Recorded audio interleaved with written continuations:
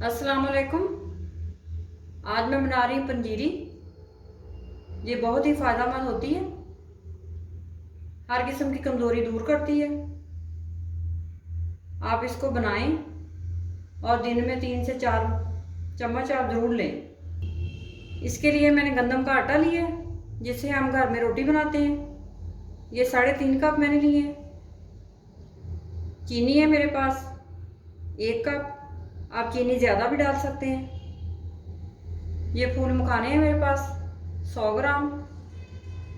फूल मखाने आप ज़्यादा भी डाल सकते हैं। मैंने आधा कप नारियल लिया है, इसको मैंने ग्रेट किया है। आप इसको बारीक काट के भी डाल सकते हैं। आधा कप पिस्ता है मेरे पास, आधा कप अखरोट है, आधा कप काजू है, आधा कप किशमिश है और 1 कप मेरे पास बादाम है। आधा कप मेरे पास गोंद है। ये इस तरह से होती है गोंद। ये पंसारी की दुकान से आसानी से मिल जाती है। ये देसी घी लिया है मैंने 1 और आधा कप। देसी घी से ज़्यादा अच्छी बनती है पंजीरी। 1 टेबल स्पून सूंड लिया मैंने, इसको मैंने पीस लिया है और पौना कप मेरे पास पानी है। सबसे पहले हम ड्राई फ्रूट रोस्ट करेंगे। पैन के नीचे मैंने मीडियम आग जला ली है। पिस्ते डालेंगे, काजू, बादाम, अखरोट। इनके अंदर चम्मच चलाते रहेंगे। इनको रोस्ट करना है और ज़्यादा आग तेज नहीं करनी। 10 मिनट हो चुके हैं।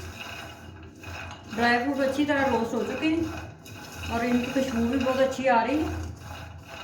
अब इनकी मैं आग बंद कर देती हूँ और इनको ठंडा करती हूँ।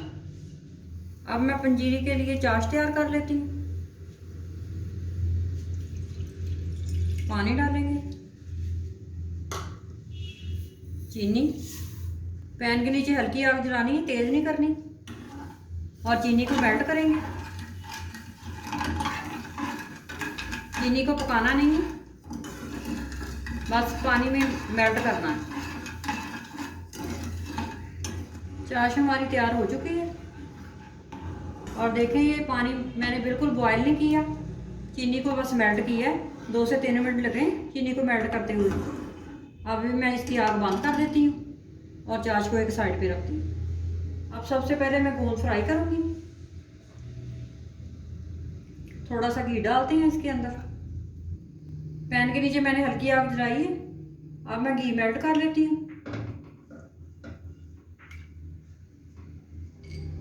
अब इसके अंदर गोंद डालते हैं। गोंद को हल्की आग पे फ्राई करना है, आग ज़्यादा तेज नहीं करनी।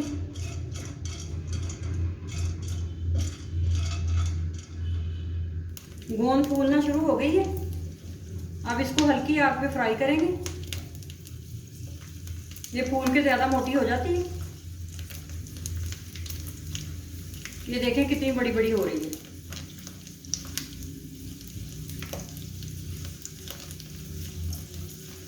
गोंद हमारी फ्राई हो चुकी है। गोंद को फ्राई होते हुए 2 से 3 मिनट लगे। अब मैं इसको निकाल लेती हूँ।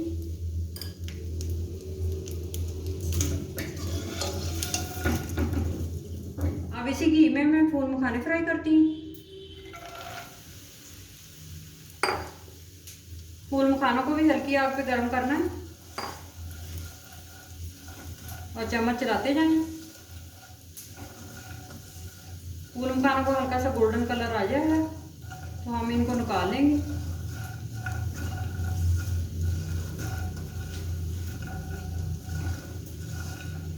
फूल मखाने फ्राई हो चुके हैं। इनको हल्का सा गोल्डन कलर आ गया है।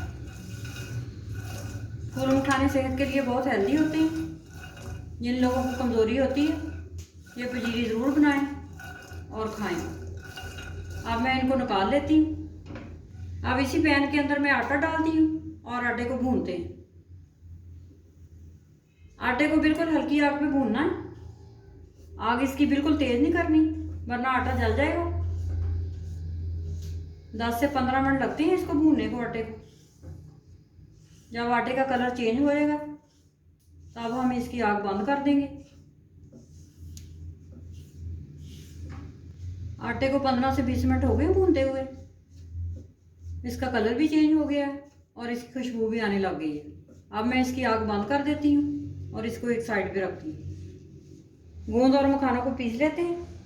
ये मैंने घोटना लिया है साग वाला, आप किसी चीज़ से भी कर सकते हैं। इसको पीस लेते हैं ऐसे दबा के।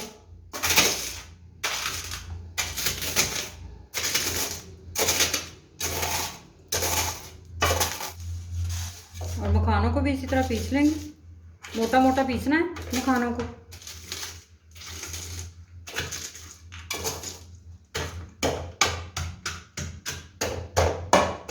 गोंद और मखाने मैंने पीस ली हैं। अब इन सारी चीज़ों को आटे में मिक्स करते हैं।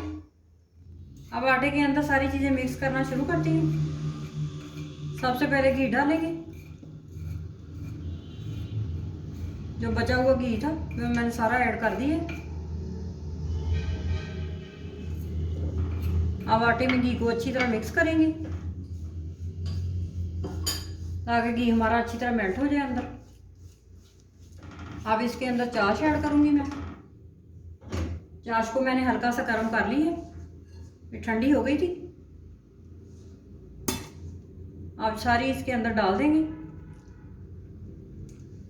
और इसको मिक्स कर लेंगे अच्छी तरह आटे के अंदर।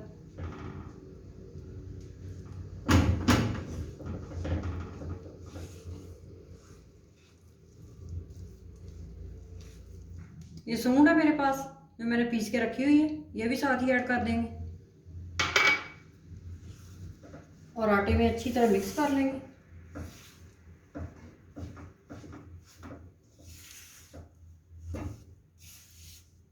घी थोड़ा सा कम लग रहा है मुझे, मैं थोड़ा सा और ऐड करूंगी।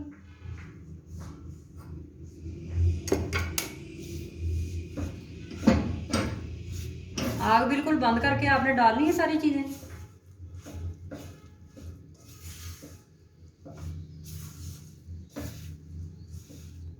अब बाकी की चीजें भी ऐड करते हैं। नारियल, किशमिश, ड्राई फ्रूट। अब इन सारी चीज़ों को अच्छी तरह अंदर मिक्स कर देंगे आटे के। अब जो गोंद और मखाने मैंने पीस के रखे हुए थे वो भी ऐड करते हैं।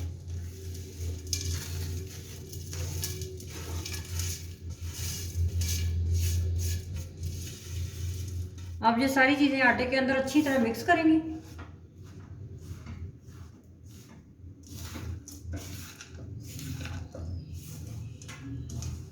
ये सारी चीज़ें अच्छी तरह मैंने आटे के अंदर मिक्स कर ली हैं। अब इसको एक प्लेट में निकालते हैं। पंजीरी को मैंने प्लेट में निकाल लिया है, ये बिल्कुल तैयार है। आप किसी भी डब्बे में डाल के रख सकते हैं। ये हर किस्म की कमज़ोरी दूर करती है। इसको आप 3 से 4 चम्मच दिन में खा सकते हैं। इस रेसिपी को आप ज़रूर ट्राई करें और मेरे चैनल को सब्सक्राइब करें।